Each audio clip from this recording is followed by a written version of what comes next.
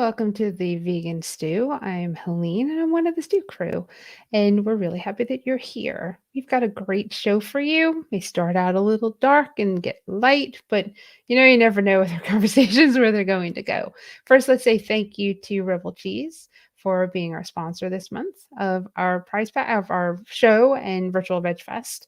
And if you want to win a prize pack, you can go to virtualvegfest.com and you can enter to win in the little contest tab. You win prizes from Follow Your Heart, Hodo Foods, Crafters Organics, Terra Seed, Cinnaholic, Follow Your Heart, and Orgain. I think I got them all. Can really make sure that I did. So very simple to do. Do that. And one thing we really want you to do is we want you to go to YouTube and we want you to go to the Vegan Stew and we want you to subscribe and hit the little notification button so you know when we go live, because that's what we want. So as we're live, you know that you can enter into the comments, you can ask us questions, and I'm going to bring everybody in because I'm rusty. So here we go. Let us bring in Marla Rose from Vegan Street. And we Hi. have Don Hilton Williams from Urban Eats. And we have Kimberly Winters from Did You Bring the Hummus? We have Katya from Total Body Lab. And we have Sankita from Tilted Planet. Laura's not with us tonight because she's really busy, but she'll be back with us next week. And hey, Aries from Malaysia. Love when you join us because it is very early in the morning where you are. So good morning. It's awesome that you're here. Yeah, really appreciate Aries' support because watched a lot of our shows, and including Kimberly's, I'm pretty sure. So, ladies, I'm going to throw it at Marla and then to Dawn to talk about our current events and our conversation for the next 15 to 20 minutes. And then we're going to dive into vegans and the holidays. Woo! All right. Well, I have two news items. One is kind of light and fun. I love squirrels, and recently researchers have concluded that squirrels are responsible for the regeneration of oak forests in many cases because they don't reclaim about 74 to 75% of the acorns they bury. So whether it's forgotten or whether it's foresight, we don't know. But in any case, we can thank those little nutty squirrels for that. And then the other thing I was going to mention is good news for some animals in captivity. Expedia travel company is no longer going to be selling tickets to dolphin and whale shows. So that's a pretty huge thing because according to oh, that wasn't me. According to the World Animal Protection agency, travel companies are responsible for a great deal of the ticket sales to these different performances of animals in captivity. So anyway, that is another death knell in the coffin that is keeping animals in captivity aquarium style. So anyway, good news for the animals in that experience, in that example. So I just wanted to share those two stories, and I know there are more stories. Well, that's awesome because I have an acorn tree and it drives me nuts the number of acorns that end up on my deck. And I want the squirrels to take all the acorns possible. And I don't have all these acorn trees growing in my yard. That would be somewhere else. That would be remarkable. But I guess they're eating them, or they just end up, hanging out. Hey, Richard, thanks for joining us, and hi, Susan, as well. There's one thing that I wanted to bring up for everybody because it's the last day that you can get access to the film They Are Trying to Kill Us, and I want you to go to this link, which I'm putting through to everybody right now. I want you to go to that link and I want you to pay the $20. You get 5 years access to this movie because you all need to watch it. Because 5 years. 5 years access. That way, it's the last night that you can get access to paying that $20 so you get it for 5 years. Badass Vegan. It's one of his projects. I'm going to pass this over to Dawn because I think she might be able to share a bit more and lead us into where it makes sense for they're trying to kill us. Right. So, yes, Dr. Milton Mills is in that film, and a lot of the uh, hip hop community and a lot of activists that are celebrity that are vegan or athletes, and they talk about the disproportionality and how government kind of oversaturates communities of color with the hypersaturation of these restaurants, things in these communities, and John's story. So it's really a good piece because it talks about kind of it from an African American or people of color perspective. But it's done really well. It's really well done. I mean, the guy who did What the Health also did this. He helped produce. He was a co-producer. So high quality, great interviews, and even I think Tabitha Brown is in there. A little bit everybody. So it's going to be good. So on to the darkness. Uh, After we had the yay Marla story, we had some bad news from the UN Climate Accord, the conference here. They just had it in Glasgow and wrapped it up. But the Guardian News shared that the indigenous activists considered it a death sentence because of their focus on striking a deal with regulating carbon trading, the carbon trading market. Uh, to try to balance out the climate crisis and trying chaos we're in. It won't do that based on what you can do in carbon trading. Carbon trading is, let's say, Israel has some extra carbon, and then the United States, one of the big polluters, has already met their cap, so they can go buy some carbon from them. So you're not really reducing your carbon emissions, you're offsetting it by taking someone else's lower number. And that doesn't get you to zero emissions in 2050, which was a part of the Paris Climate Accord, which is a joke at this point. So unfortunately, it negatively impacts the indigenous communities because they're going to do land grabs in the water. Water, it's going to be a lot of water shortages for them. They're going to be digging back in their lands, trying to do hydroelectric dams that haven't been proven to work.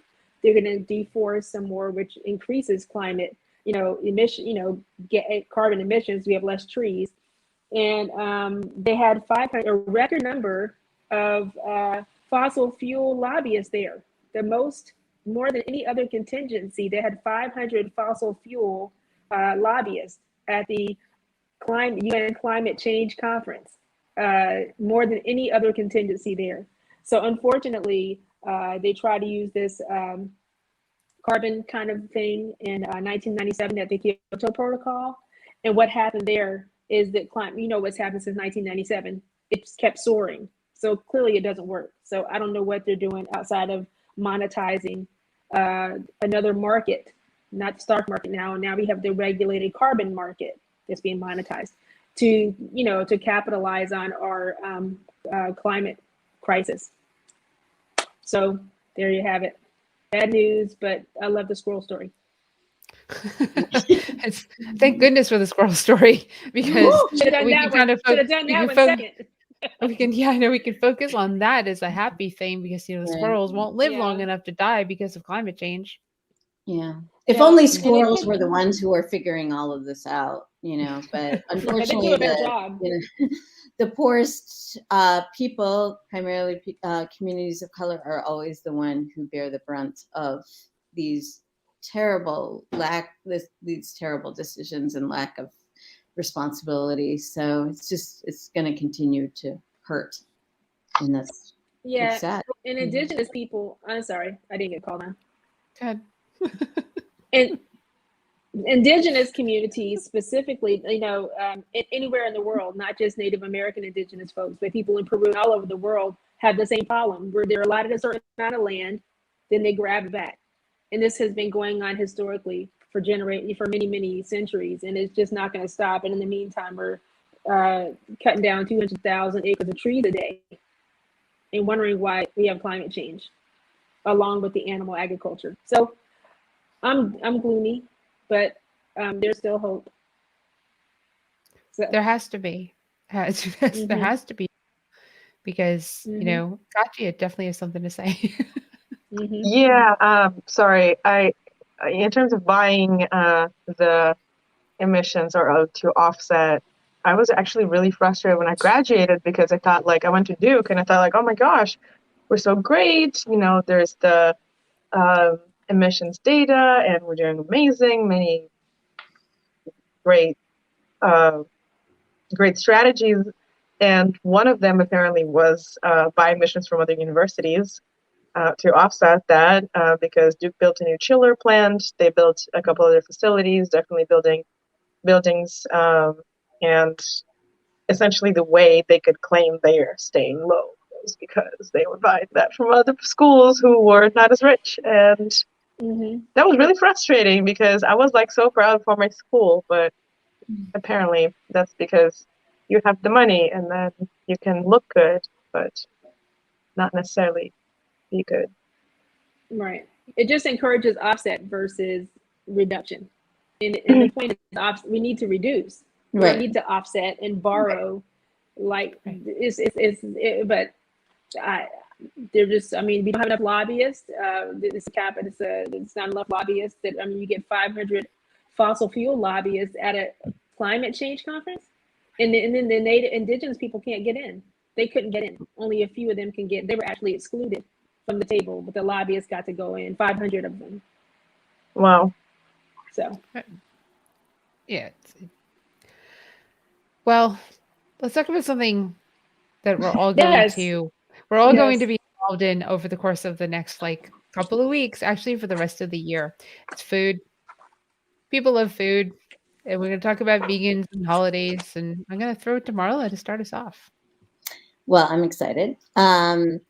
I think my first question is I'd love to just do a little roundtable, just a quick check-in. What are you guys doing for Thanksgiving? Do you celebrate it all? I mean, there are a lot of people who don't, you know, for myriad reasons, you know. Do you celebrate Thanksgiving or whatever you call it, Friendsgiving? And are you doing something this year? And if so, what are you doing? So I will ask Dawn first.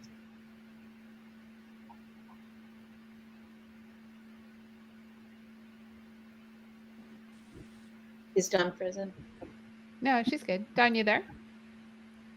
I'm back. Sorry. I thought I hit do not disturb, but apparently it disturbs me anyway. It affected all of you guys. I'm sorry about that. And it sounds like you're going woo woo. So I'm still trying to come back. It sounds like woo woo woo. It's a movie thing now. Charlie Brown's keep on going. I can't. I'm not quite back. Okay. Can you hear me okay now? Is it still distorted? I'll wait. I'll move on to Kimberly and come back to you. So Kimberly, did you hear my questions? I did. Yes. Okay. I like to call it Thanksgiving. I think I first heard that from maybe the Woodstock Farm Sanctuary. And I love that because it feels much more in alignment with, you know, how we celebrate. We're actually going to my sister-in-law's, and I told her that I would cook this year, not because she isn't willing to, because you know, his family, my husband is vegan, as we've discussed, but his family isn't. And she's cooking for a bunch of people. But in years past, she's actually made vegan food for me, and not just like mashed potatoes without butter and milk, but she made me vegan pot pies one year, and they were adorable, and like these ramekins, and like they were so good. But this year I wanted to kind of test out some new recipes that I've got. So I'll be making the food, and we'll be taking it down the street to my sister-in-law's house. Yeah. Oh, nice. So is it just the three of you then, or are there more people you're cooking for as well? No, I'm just cooking for me and JP, and we'll bring that food. And of course there'll be extra if people want to try it. Right. And then there'll probably be about 10 or 11 other people there. All right. Yeah. That sounds like fun. Yeah. That sounds like fun. Dawn, how about you? What are you doing for Thanksgiving? It's still doing that to Marla. She sounds like did anybody see Home Alone when they were talking through that? Everybody else sounds normal, but Marla sounds like the Home Alone 2 episode when it was like whoa, whoa, whoa. Everybody else sounds great, but it's Marla and me are having this Home Alone 2 moment right now. We're lost in New York right now. That's awesome. But I do hear the question. I heard Kim, so I can answer what I think you asked. So Thanksgiving here I always do all the cooking. Everyone has to eat what I make. You better eat some animals somewhere else, and everybody likes my food anyway. So they're gonna have a great time. Families coming here, having relocated to Charlotte from, back to Charlotte, originally from New York. Several of my relatives from New York. I'm from New York too, Yonkers, New York. A lot of my relatives are coming here. And then we have, of course, my mother's in Charlotte, and my husband's family's in South Carolina. So they'll eat before they come, but they do eat my food. And you can't bring chicken, don't bring food. You can't bring anything in here except for what we have. So I'm excited. It is always that way ever since 2016, late 2016, when I went vegan. So that's awesome. I love it. I'm sorry, my voice is freaking you out. I can tell. Charlie Brown. I wish I could hear. I wish I could hear Marla. I hope Marla doesn't sound like. Say something else. Do I still sound weird? Sorry. No, Marla sounds like a. Oh no! I wonder if I could come out and come back in. But no, everybody else hears Marla perfectly. Everyone else is okay. So disrupting the show. I'm not sure. I'll just move on to Katja for now. Katja, how about you? What are you doing for the holiday, if anything? Yeah. So since I'm not American, the American holidays have always been weird for me, and I really hated when I worked for a company. It was mandatory to take it off because nobody's gonna work. So I was like, I have nothing to do. I have no relatives here. It's a free country. Why do you force this on us? Yeah. So, including food. I don't really value gathering around food that much because I think people can do other funner and more interesting and valuable activities together. And yeah, it's definitely tradition. Cool. Usually if friends invite me over, I'll come over, but if nobody invites me over, I'll just go train or work or hike. So what you're saying, Katja, is Thanksgiving is a very big deal to you. Oh yeah, absolutely. The best. Well, you could bury some acorns with the squirrels and have They've done their job as well. I'm with Helene here. I have a garden and there's more acorns growing there than stuff that I planted. You could work out that, right? Yeah, but Katja is coming over. Katja is coming over next Wednesday to partake in a holiday meal. I'm very excited. Kimberly will I'm not Kimberly. What's your name again? Sorry, Helene will kidnap you. Helene will kidnap you. Make you do it. Sangeeta, you live in a fairly, both you and your husband are of Indian descent. I don't know if Dilip was born here or India. Yeah, he was. He was born here and raised here too. Okay. I was born and raised in India. And when I first came to United States for work, I was like, Katya, I'm like, what is this? I'm still like that. And I didn't really do anything until I started dating Dilip. And the year we started dating, he said to me, why don't you, I used to live in Charlotte by then. And he is like, I have a big Thanksgiving here. Why don't you come over here? And I didn't understand, big deal. So I didn't come. And then by the next Thanksgiving, we were married. And that's when I understood what a big deal it is for him and for the vegans in the area, this whole big Thanksgiving. And things were so not ironed out at the time. My first year Thanksgiving at Cafe Perisa, there was a long line for food. People were waiting at the buffet line for hours. And most of them were patient because after all, they were getting a, vegan, eat with other vegan people where they don't get criticized or made fun of and things like that. So people were gracious. But then over the years, we ironed things out, and now we have sittings that we assign at different times, so people come staggered in half an hour slots, and that has really been going smoothly. Now last year we did takeout only, and this year it is both takeout and in person. So we we will be eating on Thanksgiving Day. We will be eating with another like 250 people or something like that. And on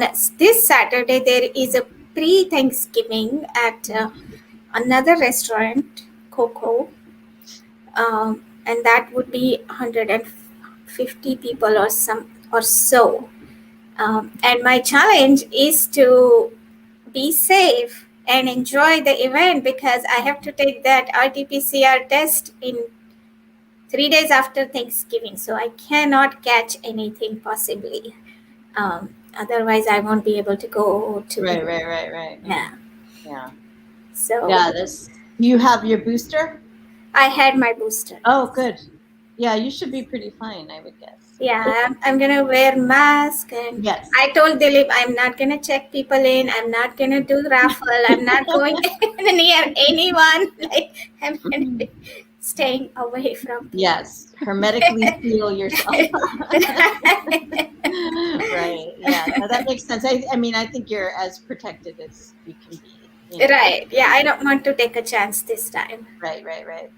Helene, how about you? Thanksgiving is one of my favorite holidays ever because I spend it with Sangeeta and Tilip. I will not go home anymore. Right. I moved down to North Carolina and I found the country's largest vegan Thanksgiving in Durham that's hosted and produced by Dilip and Triangle Vegetarian Society with Ken's help because can't do it without Ken because he's the tech guy and he's awesome. And normally it's over 600 people. Yeah. So it's reduced this year. It's a vaccination mandate to eat on Thanksgiving. Coco's a little less because we're eating outside. And on Thursday at Parasad, we have an indoor-outdoor thing going on. And Sangeeta, I think you'll be fine with COVID. Well, it's best as you can. I spent, 3.5 days at Disney World around thousands and thousands of people, in addition to all the events I've been around, thousands and thousands of people. And I thought this was the time we were going to test positive for COVID. Nope. So did you get tested? Mm-hmm. Oh yeah, we came home. Stephen came home sick. He got sick as soon as we walked in the door, and I was like, "This is it." What did he have? Just a cold? A virus of some sort, because that's what's out there. But I was like, "This is it." This every time now, it's like this one's it. This is going to be it. And this time it was negative for both. You're of like us. Fred Sanford. Remember that? This is the big one. So Thanksgiving is a big deal because of being around other people that have the same values. The food is incredible. I get to see people that I sometimes don't get to see. And Thanksgiving may be the time that I see them. I may see bits and pieces of them over the course of the year, but I will definitely see them. I social butterfly like Dilip does over the course of the day. I help with the raffle. I donate to the raffle. I told Dilip I would handle the people showing their vaccine cards or show proof of vaccination and any issues that comes up, that I'll manage that for him so he doesn't have to worry about it, because it'll be uncomfortable, and it is uncomfortable because it's a hot topic. So, but I'm excited because that starts on Saturday at the pre-Thanksgiving, which is at Coco, which is a brand new restaurant in Chapel Hill that's all vegan. And they also have a sanctuary for dogs and cats that they've started, which is Beautiful Together, which is amazing, the owners of the restaurant. So we are incredibly fortunate here in the Triangle that we have such an incredible there's an incredible option for Thanksgiving. And it's not about focaccia. It's not, to me, it's the tradition isn't about the American tradition. The tradition is about being with people. People with common What if you don't and like to similar be with interests. people? Yeah, what if you don't like to be around people? That's just it, and I don't always like to be around people either, but I do like sharing. I'm Jewish. We like sharing food. We break bread. That is definitely ingrained in me from birth. And this is one of those ways that I get to. And I also bring people who don't have family and let them know they can sit with us. Please come sit with us so that you're not sitting with strangers, that you're my friend. Let's come do this and let's have a good time. And we're there like from start to like after it ends. It's a long day, and I love the raffle. I love Right. the raffle. So fun. I call on Don next. I was just going to say that Sangeeta, some of what you said resonated with me because Philip's an old time vegan. I'm an old time vegan, and like back in the '90s, that was a big deal. In Chicago too, having the big vegan Thanksgiving get-togethers, the Chicago Vegetarian Society. It was like always in a banquet hall downtown, everyone dressed up, as opposed to the usual, slacking it at potluck. So it was kind of nice. I will say that, as a vegetarian teenager, I always dreaded Thanksgiving. I hated the whole everything around it. I really didn't like, all of the pomp and circumstance around it. I didn't like the turkey at the table and all of that around it. But then when I started having vegan Thanksgivings at these organized events, and then later with friends, it even got better.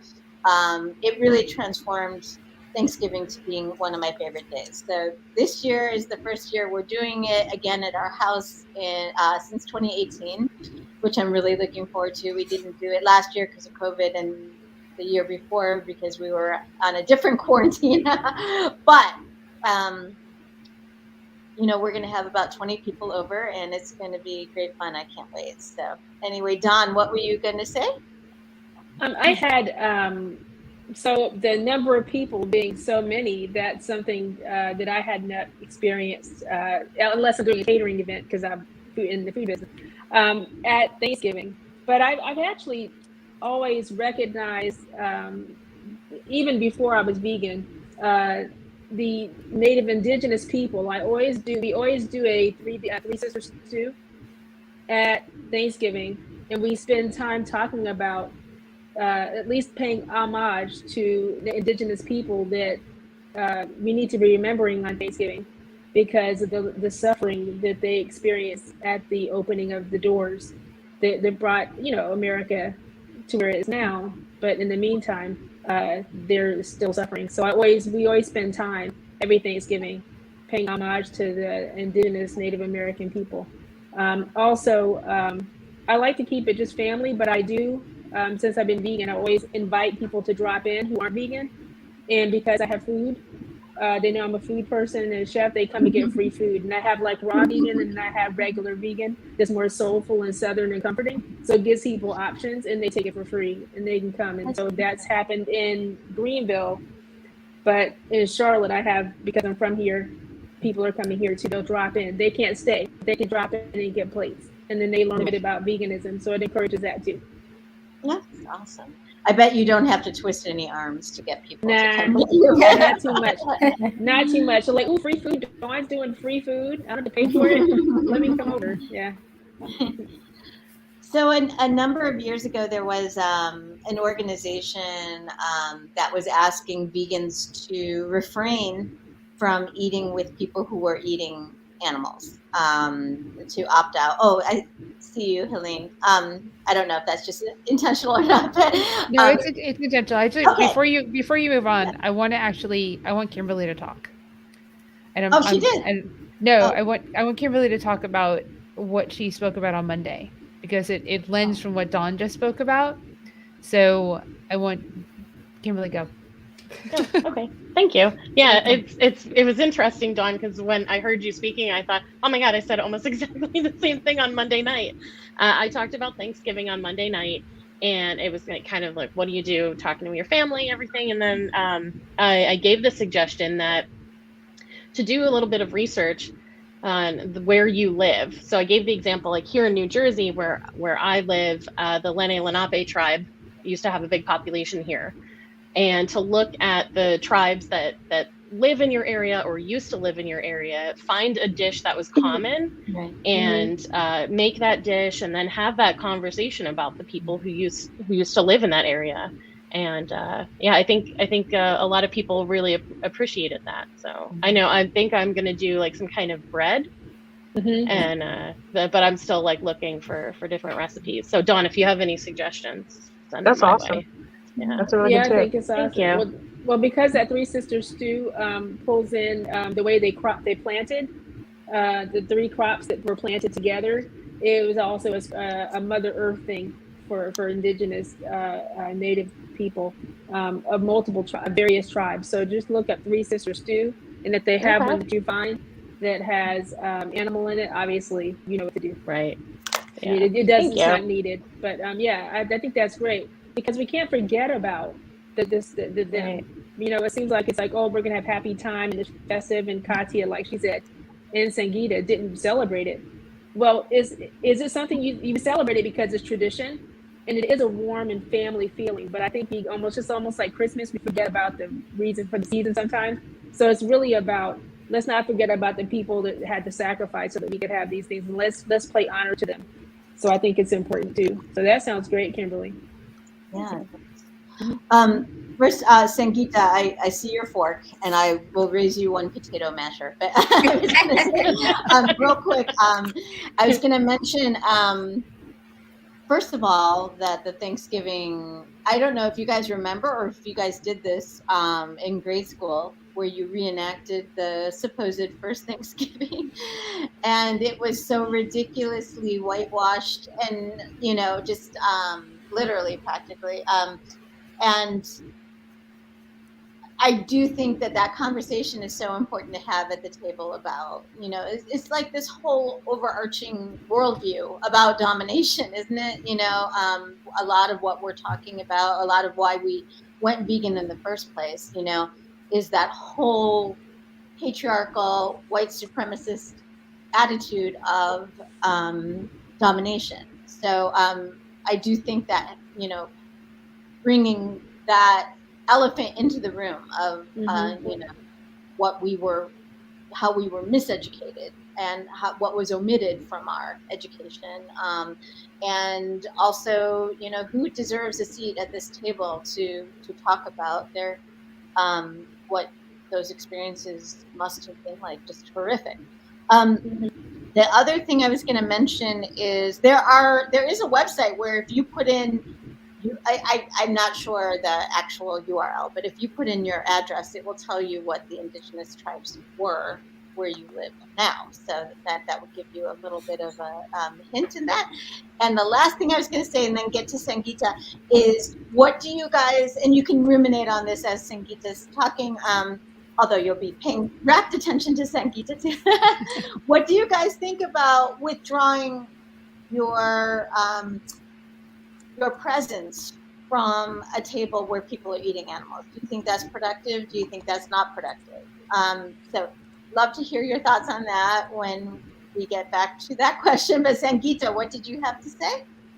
Yeah, so Dilip has been trying to incorporate at least one three sister dish in every Thanksgiving of late. Secondly, he also has met a native person here who happens to be a vegan and a vegan chef that too. So he was trying at before pandemic. He was trying to organize an event, uh, but he realized that the word Thanksgiving doesn't sit very well with some of the tribe people, and that's understandable. Mhm. So maybe not do it pre-Thanksgiving or Thanksgiving, but maybe do some other event with them. A harvest Uh, meal kind of. yeah, Yeah, something like that, or yeah, right. Um, that's I think that's a great idea, and it's very thoughtful and sensitive. So first Helene, then Kimberly. So yes. So I feel it's important because I want Katya to be included in the conversation. I like to go away from Thanksgiving and go to holidays Mm. because because we're only talking about an American thing, and Katya doesn't celebrate that, and many people watching may not celebrate or may not be from here, and that may not be their thing.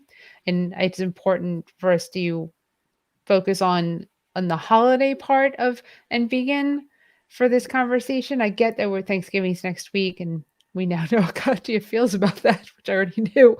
But I mean, like what do people do for the holidays being vegan, and how do they handle that when they do have to go home? Right? So that was kind of my transitional question is, just generally, what do you feel about, being vegan in the presence of eating animals? Is that something you'll do? Is that something you're comfortable with? Is it something you're not comfortable with? And whether it's holidays or just dining out or whatever, but holidays is when it gets really inflamed, right? So Kimberly and then Katja. Yeah. So I was initially answering your Thanksgiving question, what do we think about opting out? But it applies across all of these holidays. I think that is a terrible approach. Mm-hmm. And while I certainly don't enjoy being seated at a table with the body of an animal at the center of it, makes me uncomfortable. I don't care for it, obviously, but yeah, that's a good point, Susan. I don't feel like that sends a good message. And the amount of judgment that I think people they would feel from me, and this is specific to me, it's not worth it. Mm-hmm. It makes me sad to be there with the turkey, or later in December, people with hams and all of this stuff, right? It makes me very sad. But I don't think I'm doing the animals a service when I'm backing out and being like, I'm not going to be part of this. Because if I'm not there, I don't have the opportunity to show them different food. If I'm not there, I don't have the opportunity to have a conversation and maybe plant a seed. Right. So for me, as much as I don't like how the table is dressed, Mm-hmm. I'm going to be there every time. I get it. That's so well said. Katja, what did you have? So for America is supposed to be a melting pot, right? That's, I guess, a part of the reason why I really dislike how we get off like on holidays that are not relevant to people who came here, especially first generation immigrants. In that sense, like Canada does a much better job. Like one of my friends, a person with a pretty heavy accent, he looks Middle Eastern, he came to the store, bought some socks, and then the dude who was selling the socks to him, he was like, yeah, you're choosing Canadian manufacturer because you're a proud Canadian. And he was like, oh my God, like, so in here, people always ask me where I'm from. And it bothers the crap out of me because I say I'm from Durham. Oh, you hear an accent? Well, I don't want to talk about this. I'm sorry. So it's like the same with, with the holidays. We gathered with some of my friends and sang karaoke, and everybody brought the food. Cool, potluck. What's the occasion? There's no occasion. We miss each other. Or book club. We gathered with my Russian friends for book club, and I actually brought vegan mac and cheese that everybody loves, and they were asking for a recipe. So I was like, awesome. So yeah, back home, the same thing is, I guess, not the same thing. Similar, like, value is the New Year's. Here, New Year's is like a party, and then everybody goes to bed. Back home, there's tradition. You gather at the table, you sit down. There's like rituals with burning those with wishes into your champagne glass and drinking it by the time the clock counts at 12. It's really cute. So yeah, I just really wish that the value of gathering around the table for a meal was not attached to a certain holiday, and it was just, oh, you come to see family. You can come see family or friends for many reasons, right? And to the question that Marla asked about, like, eating when non-vegan food is on the table, I would never see my family or friends if I stopped. Right. Right. And what good is that, right? As Kimberly was saying, I've had the same thought. I do understand the desire to not be around that very much, but I also feel like, the whole point is to try to change hearts and minds around eating animals, right? So if we totally isolate ourselves, I don't see the good that comes from that. Sorry, my son is cooking dinner in the other room. I'm sorry. Dawn, did you have your utensil up? Or Yes. No, keep going. You weren't finished. Go ahead. I just wanted to do away. I think, to your point, Katja, I think a lot of times what is painful sometimes about the holidays is this feeling of phoniness around it. Like all of a sudden, it's peace, love, and understanding, sentimentality, and all of this. And then it ends on, like January 1st. And then we get back in, like if we as a society were better about being connected, about relationships, about intimacy, about coming together, about supporting each other, maybe there wouldn't be all of this attachment to the holidays and all this disappointment around the holidays, So I'm not sure if that's at all relevant to what you were saying, but it was just making me think that. So anyway, Don? Yeah, so on the gathering thing, I think and from a cultural, some communities have a cultural, and Thanksgiving, I'm not talking about Thanksgiving, but generally speaking, like some cultures only had generationally, there's a thing about getting together around food. In the African American community, for instance, funerals, sadly, are a place, food is a place where slaves were safe, right? So you could eat on Sunday. So generationally, African Americans find food and gathering like a huge deal. Like it's a huge deal because of the culture, because of what we were able to keep from the culture, because everything else was stripped away. So it's almost like it forces a family reunion that just doesn't happen any other time. And I think sometimes it's cultural and sometimes it's, that. And as far as the gatherings, and for Thanksgiving or Christmas, it becomes the time when people mark on their calendar that they're going to take off work. And especially if people are away. So that gives that opportunity to get back together. And yeah, there could be that the sisters and the cousins don't really get along and they're nice for that time. But I'm just, for the time that we can be nice, let's be nice. For the times that we can get along and laugh and share a memory, it's just, it's priceless. So even if it doesn't work out January 2nd, you had the memory of, November the 20, whatever. Because something will happen. And inevitably, my husband watches football. So, like, all the guys watch football. My husband used to play football. So, all the guys get together and watch the game. It's just traditional. Well, that's not slavery tradition. That's just man stuff. But you get the point. So, Katya, I was just going to say, from a cultural perspective, I know when African American communities, there's a whole thing called soul food. There was a movie about it. And there's like tradition of food in communal things, even back to tribes, before we got here. So for African Americans, I think it might be a little different, but I get your point about it feeling, like it should just be because you want to get together. But in some communities, it's spiritual in a way. It reminds you of your ancestors. That's really well said, Don. Thank you. It's hard to express that pull of culture, and family. And I think sometimes as vegans, for some of us, we've forgotten just how emotional some of these aspects of it can be. So, Helene and then Sangeeta, please. Sure. So, as I mentioned, I'm Jewish, and Katya has traveled with me. There's no shortage of food. Katya, that's because that's how I grew up. There was always enough food for as many people as we could possibly feed, and then there was still more food. And going to the death thing, we have Shiva, so we sit Shiva anywhere between 3 and 7 days.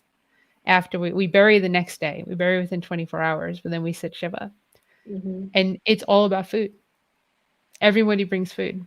Food is delivered. Fruit baskets are delivered. It's food, food, food, food, and affairs, holidays, uh, everything.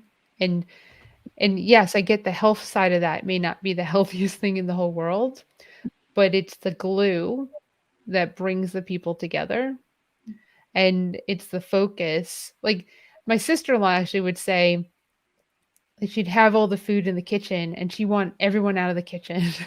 She's like, everyone stop hovering around the food.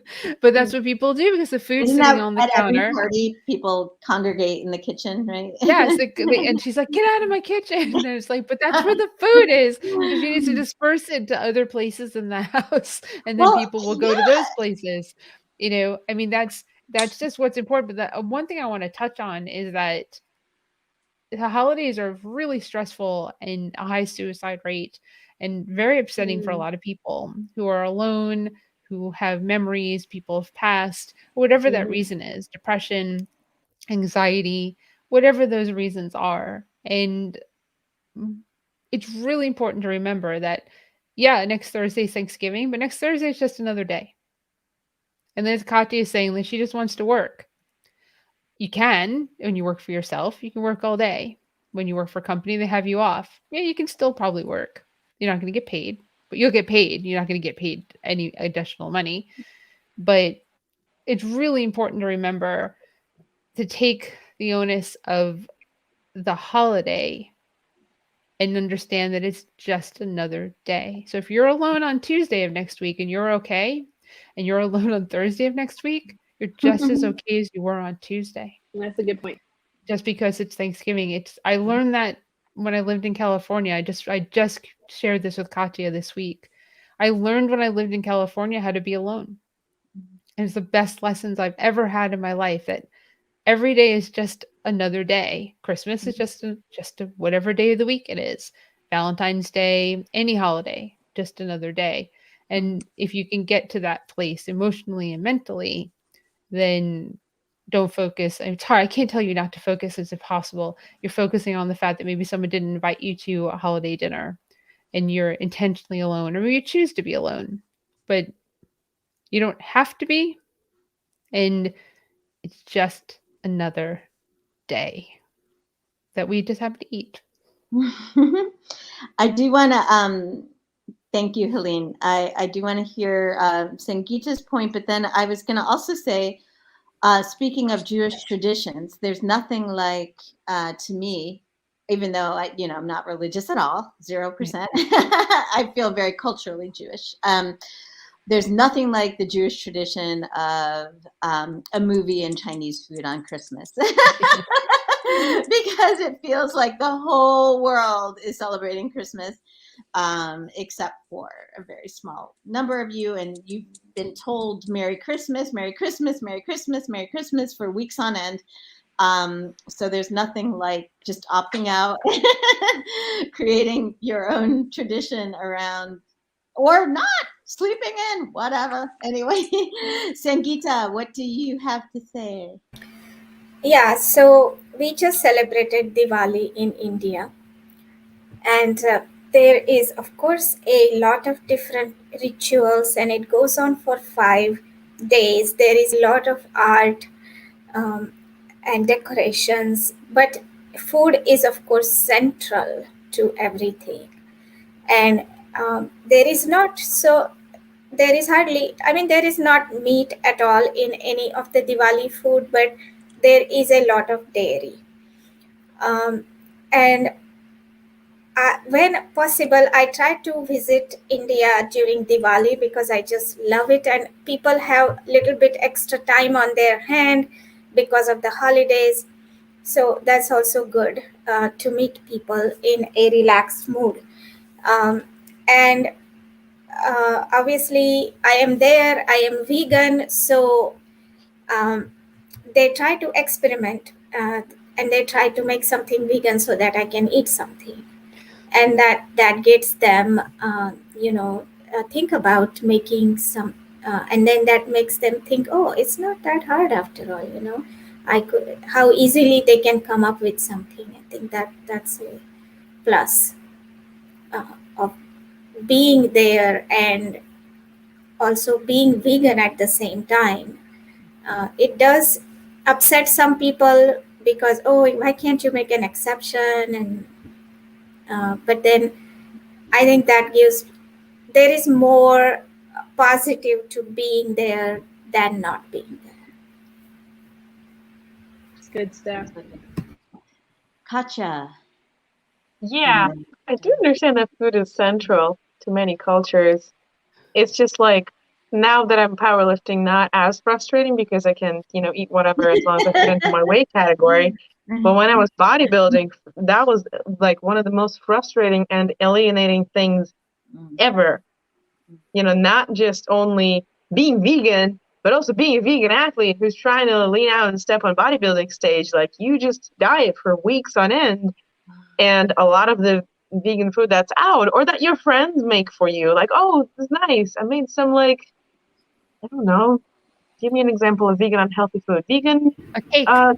Burger. casserole. What? A cake. A burger or something. A Right, casserole, vegan she said, burger like a casserole. casserole And I'm because it's like, got well, oil damn, and it it's got doesn't too fit much. into my macro. So like, what do I do? Yeah. Do I starve all day to eat this burger? Or do I just say, no, sorry, it doesn't, like, it has too many fats. I'm out of my fat limit for the day or week or so. Year. Maybe I'm just good at finding things that alienate me from society. Right. No, but I mean, from hearing you describe that, I can only imagine the frustration of like, God, another food-centered thing. Can't we just hang out? I get it culturally, but right. Why can't we center around other things than food and religion? Right. I gotcha. Dawn. Because we can do that too. We do that. I think we do that too, Katya. I think we do.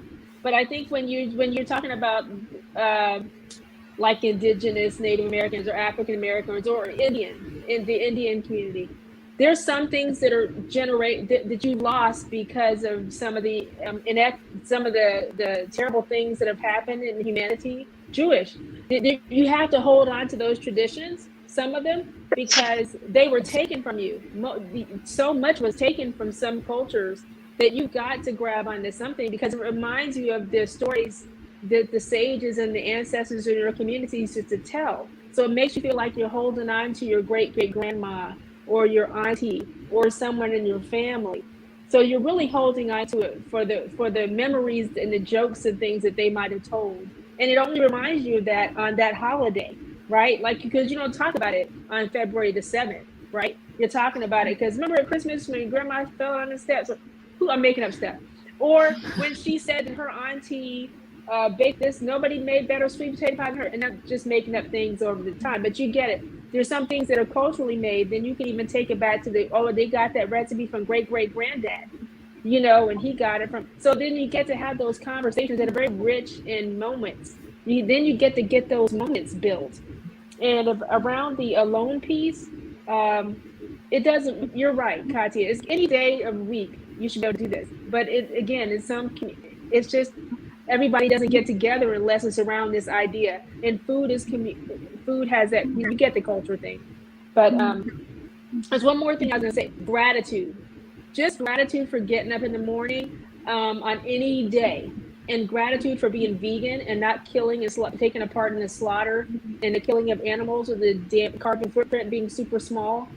That's gratitude enough. Even if you don't do anything that day but hang out with yourself, you look what you've done. You're making a difference just being here because you're not doing damage, right?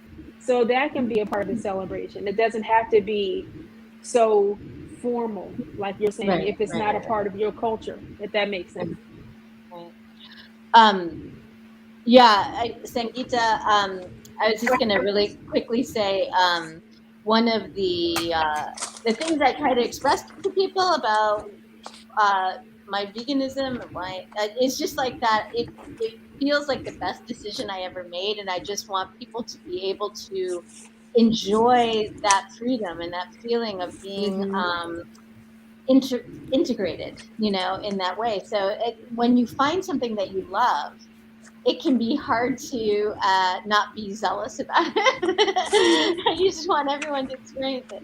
Sangeeta, what were you going to say? Yeah, I was going to say that also for traditional societies, the festivals, people used to be quite busy when they were farming, and they didn't really have the time that we had. And so it was during these festivals that they came together as a community. But also in the traditional societies, different festivals are really also harvest festivals. For example, in India, in January, we celebrate Makar Sankranti, where we make something that involves sesame seeds. And sesame seeds are good for you, and they help you fight the cold season that you are in. And so there was this medicinal value to the food that was served in that particular occasion also. So that also we have to keep in mind. That's good. I think Good point. you're absolutely right that cultures around the world do have these traditions of celebrating the harvest, and it's definitely not just the United States. To Don's point, I was going to also say, my grandmother was my favorite person in the world. I'm so grateful to have had her in my life. And one of the deepest ways I feel I reconnect with her spirit is making and eating potato pancakes and kugel and all the things that she loved. And it's just, it is such a deep feeling of connection. And that, looking at her pictures, I love doing that. I love just thinking about memories and that sort of thing. But there's something about the grating potatoes that brings me back, my grandmother. And so the last question, I don't know if I missed anyone, I hope not, is if you're planning to cook anything, what's one highlight that you're expecting to make or eat on Thursday of next week? Go ahead, Sangeeta. Desserts. Desserts. There's a lot of desserts at Thanksgiving. It's funny. I'm talking all about this food and Food Central and like how like that's important, but at the same time, it's not about the food. The food will be good. I don't necessarily eat a ton of food on Thanksgiving. It's about seeing some people that I don't get to see, especially with COVID. There's some people I've close friends I haven't seen in like 2 years. So, and the hope is that they'll be there. And, if not, I'll make sure I see them another time. But there are people and if you know me, I don't like being around people a lot. My introverted part of me hates being around people. The event planner says. Yes. But at the same time, I love seeing the people for that 5 hours. Right. So I so relate to that. Relate to that. So I am going to make, I'll see, a sweet potato cheesecake. I want to see how that, because there's pumpkin cheesecake. Why not sweet potato cheesecake, right? So I'm going to give that guy a try, and we'll see how it goes. And then I also have a thing that I make that's like a giant savory pie, but it's filled with all the Thanksgiving, kind of classic Thanksgiving things. So like the crust, but then it's got mashed potatoes and the vegan turkey and cranberry sauce and stuffing and gravy, and then there's a crust on top. It sounds disgusting, probably, but it's super delicious. If you're someone who likes all of your food things separate, this is not the dish for you. But if you're someone who can handle a whole big mess of stuff all together, it's really delicious. So anyway, Don, what were you gonna say? I'm sorry. Was Kimberly in? Okay, so no, you're first. Okay. So one of the things I try to change up every year on a lentil loaf, so I always do a lentil loaf. That's like traditional because I always do that since being vegan, but it was traditional before. So I'm doing a curry jackfruit sweet potato shepherd's pie because I think it's healthier than a white potato and it's got more nutrient value. And I think I like to play on the curry being a little bit more savory with the coconut milk, and then of course the sweetness of the potato. And then the rest of the dish gets a little playful. So that's one of the main features. And then I have like a ton of other food that I make. Some is very Southern and comfort food. Some is very chefy. And then they have a whole contingent of raw. So I just go like nuts, honestly. But That that's my sounds feature: the delicious. curry jackfruit with the sweet Mm. potato and shepherd's pie. I have a question, Don. Do you make jackfruit from the actual jackfruit, or do you buy the already like the Canned. canned? Yeah, Right, because seasonally. So in when it's in season, you get it. So now I go to, I'm not gonna say the store. I go to Asian. I would say the Asian supermarket you can get year round, and you get the right. green young jackfruit, so you don't have that potential sweetness. That's Oh typically yeah, what I put my other yeah. earphone in. That's typically what I use. But I roast it. People tend to just put it in the pan and saute it and then shred it. You got to roast it first and dry it out. Yeah. So I do a dry and wet application. A Okay. wet first, then dried and wet, and it really helps a lot to bring flavor Oh into my the gosh. jackfruit. I'm gonna hit you up on that again because that sounds amazing. Oh yeah, it really changes the flavor profile. So we can talk about that after. Right, because jackfruit's so neutral otherwise, right? Unless it's sweet, it's so kind of, it's just Yeah, an but you empty. can dry it out first. It's just like Right. dry it out first, and then it can absorb flavor. Sounds amazing. Wow. Mhm. Okay, Kimberly, how about you?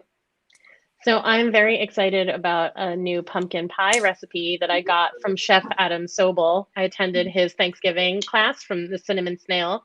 So I have that recipe now. I'm very excited because I've always loved everything that he served on the truck. I'm going to test it out this weekend, and then Oh hopefully yeah, you I'll got make to it do that. correctly. You got to test it And then before the holiday. Yes, I'll bring it on you got to do it Thursday. just that Thursday. You Yeah. have to power through, Kimberly. You've got to I eat know. it I twice. hope you do it.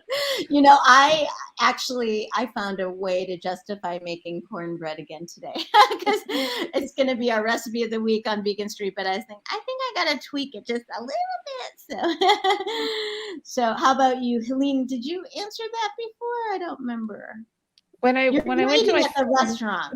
Yeah, I'll eat at the restaurant. When I went with my family, I started bringing Brussels sprouts, which they nose went up Mhm. when I was like, I'm gonna bring roasted Brussels sprouts to dinner. And then the next year, guess what they wanted for dinner? Brussels I Thanksgiving. sprouts. think They wanted the Brussels sprouts. it's Yep. it's such a funny thing because I think many of us grew up with the mushy gray beige Brussels sprout experience. But if you roast Brussels sprouts, they are Right. nature's candy. I call them. They're cute They're little delicious. cabbages. Yeah. They're You roast individual them. little cabbages that They get are roasted, yummy. flavor. Yes. Mhm. Sangeeta, what are you going to make? Oh, you're going to be at the same dinner with Same Helene. dinner. Mhm. Yep. Right. Yeah. Right. I am gonna cook some stuff on Wednesday, but I'm not going to say what that is because I haven't told Steven anything. I think Katya knows more about Wednesday's dinner than Steven knows about Wednesday's dinner. So I'm not speaking. I mean, I'll let you know next week. Maybe we'll be eating it while we're live, but I'm not sharing. That's how I feel. But that's awesome. We're close to time. So Marley, want to say your last few words? If not frozen? All Happy right. Thanksgiving. I'll say the last few words because Marley's frozen.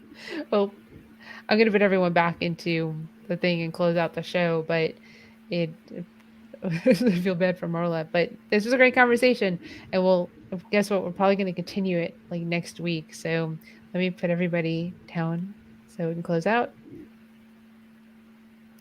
Bye, everyone. Well, thank you once again for joining the Vegan Stew. We are back next Wednesday at 7 p.m. Eastern Standard Time. And Laura should be with us then, which is pretty exciting. And she said she's got some stuff she wants to try that's probably going to be gross to you, but we want her to try it on air to let us know what she thinks about it.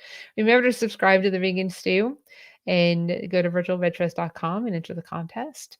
And next week, our topic is actually being vegan and going to events. So I think is going to kind of stem and carry forward the conversation this week and talk more about what happens when you go to a wedding and you're vegan or a party or something like that.